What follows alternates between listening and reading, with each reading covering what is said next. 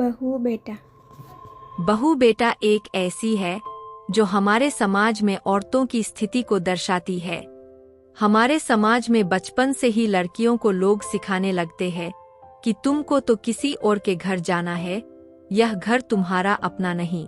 शादी के पहले पिता का और भाई का घर होता है, शादी के बाद पति का और बुढ़ापे में बेटे का। इन्हीं सब पहलुओं से जूझती आकांक्षा की यह कहानी है। यह जानते हैं क्या है आकांक्षा की कहानी। आकांक्षा, मेरी टाई कहाँ है? कब से ढूंढ रहा हूँ और अभी तक मेरी ग्रीन टी नहीं लाई जी। आपकी टाई वही ऊपर अलमारी में रखी है और आपकी ग्रीन टी बना रही हूँ। अभी तक बना रही हो? क्या कर रही थी सुबह से? जल्दी ऊपर आकर मेरी टाई निकालो, पता नहीं कहाँ रखी है। बहू बेटा मेरी चाय कहाँ है? आज बिना चाय के अखबार पढ़नी पड़ेगी क्या? अभी लाई पिताजी। यह है हमारी आकांक्षा, जिसका घर रोज सुबह सुबह किसी लड़ाई के मैदान से कम नहीं होता। मानसी जी, आकांक्षा की सास की तबीयत जब से ज्यादा खराब रहने लगी, तब से घर की सारी जिम्मेदारियां आकांक्षा के ऊपर आ गई। बच्चा भी अभी छोटा, सिर्फ 1 साल का है, तो उसकी देखभाल, घर के सारे काम, मानसी जी की देखभाल, समय पर दवाइयाँ, समय पर खाना और यहाँ तक कि बाजार से सामान लाने की जिम्मेदारी भी आकांक्षा की ही है। बहू, दूध का बर्तन देना जरा तो, दूध वाला आया है, मैं ले लेती हूँ। अरे माँ, आप क्यों उठकर आई? मैं जा ही रही थी लेने। आप चलिए कमरे में आराम करिए, मैं ले लूंगी। मानसी जी को रसोई में आया देख आकांक्षा ने कहा। मानसी जी हार्ट पेशेंट है और अभी कुछ दिनों पहले ही उन्हें हार्ट अटैक आया था, तो डॉक्टर ने ज्यादा से ज्यादा आराम करने के लिए कहा है। इसलिए मानसी जी पहले की तरह आकांक्षा की मदद भी नहीं कर पाती है। आकांक्षा जब देव से शादी करके आई तो मानसी जी से हमेशा डरी डरी रहती थी, लेकिन मानसी जी के हंसमुख और सौम्य स्वभाव के कारण आकांक्षा का सास के प्रति डर खत्म हो गया और उसकी जगह प्रेम और मित्रता ने ले ली। आकांक्षा और मानसी जी सास बहू कम और सहेलियां ज्यादा लगती थी। माँ, आप बस राज को थोड़ी देर संभाल लीजिए, मैं सब देख लूंगी। आकांक्षा ने बच्चा मानसी जी को देते हुए कहा और फिर भाग भाग कर सारे काम खत्म किए। देव, आकांक्षा का पति, ऑफिस, पिताजी टहलने और अपने मित्रों से मिलने चले गए। आकांक्षा अपनी चाय का कप लेकर मानसी जी के कमरे में आ गई। माँ, राज सो गया क्या?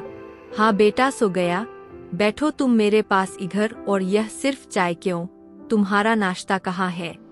माँ, अभी कुछ खाने का मन नहीं है। सुन बेटा, शरीर को मशीन मत बना, थोड़ा खुद को भी 2 पल का समय दे। क्यों सबके पीछे इतना दौड़ती है? सब छोटे बच्चे थोड़े ही है, अपना काम खुद कर सकते हैं। माँ, आप क्यों परेशान हो रही है? छोड़िए यह सब बातें, बताइए आज लंच में आपके लिए क्या बनाऊं? दलिया बना लो बेटा, जल्दी बन जाएगा और तुम्हें भी थोड़ा समय मिल जाएगा अपने लिए।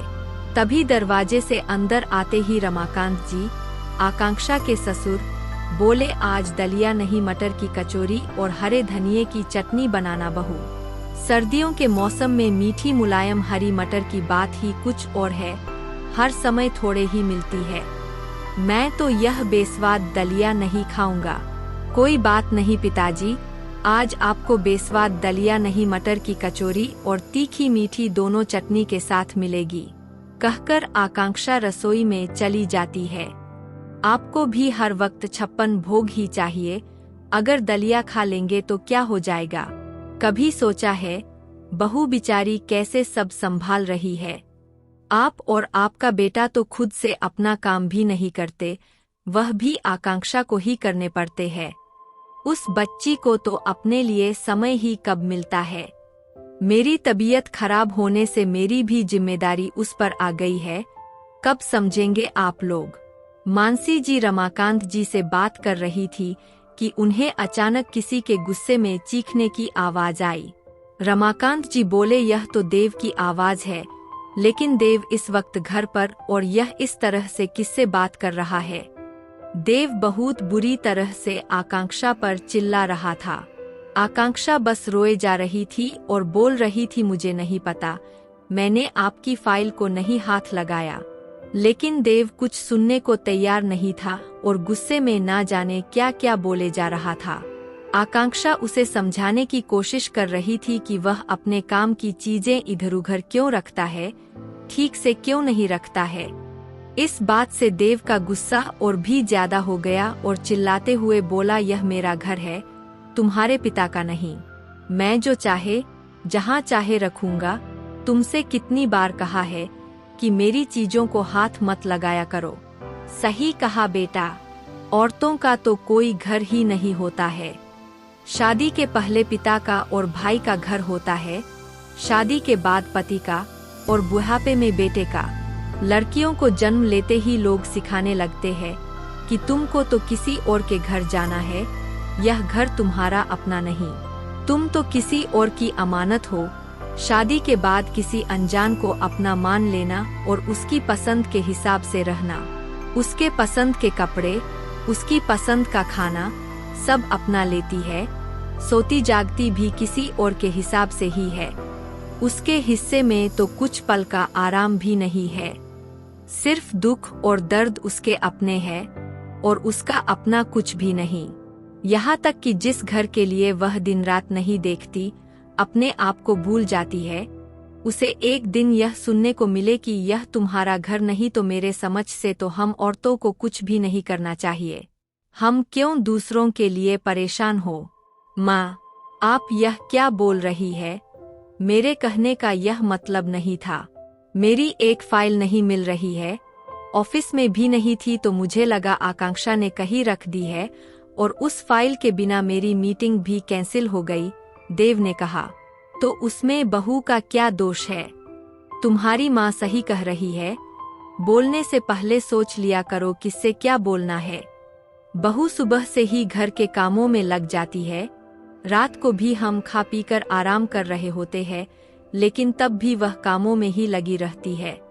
यहाँ तक कि अगर हमें पानी भी चाहिए तो हम खुद नहीं लेते बल्कि बहू को आवाज लगा देते हैं, जैसे वह इंसान नहीं कोई मशीन हो।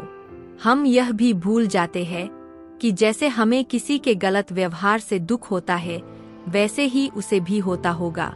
तुम तो सुबह तैयार होकर ऑफिस के लिए निकल जाते हो, कभी यह भी सोचा है कि तुम्हारे पीछे तुम्हारे माता पिता, बच्चे और घर का ध्यान कौन रखता है? ऑफिस से आने पर भी गर्मागर्म चाय, नाश्ता, खाना सब मिलता है, उस सब की व्यवस्था कौन करता है? सिर्फ बाहर जाकर पैसे कमाने से यह समझ लेना कि यह घर सिर्फ तुम्हारा है, कहाँ तक सही है? इसलिए मैं बहू को हमेशा बहू बेटा बुलाता हूँ, क्योंकि वो बहू की तरह घर की देखभाल करती है और एक बेटे की तरह हम बूढ़े माँ बाप की जिम्मेदारियाँ भी उठाती है। तुम्हें तो अपने माता पिता का हाल तक पूछने की फुर्सत नहीं है। तुम्हें तो बहू से सीखना चाहिए कि एक बेटे की जिम्मेदारी कैसे निभाते हैं, और उल्टा तुम हो कि उसे सुनाए जा रहे हो।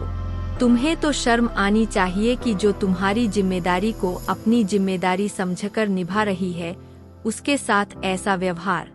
बस करिए पिताजी, मैं अपनी गलती समझ चुका हूँ, मुझे माफ कर दो आकांक्षा, मुझसे बहुत बड़ी गलती हो गई है। आगे से ऐसा कुछ नहीं होगा जिससे तुम्हें तकलीफ हो। अब से मैं भी जितनी हो सके तुम्हारी मदद करूँगा, और इसकी शुरुआत आज से ही होगी, बल्कि अभी से ही होगी। आप सब लोग के लिए मैं अभी गर्मा गर्म अदरक वाली चाय बना कर लाता हूँ। दोस्तों, बहू बेटा एक स्वरचित मौलिक रचना है, लेकिन विचार करें और कमेंट करके अपनी राय बताएं। इस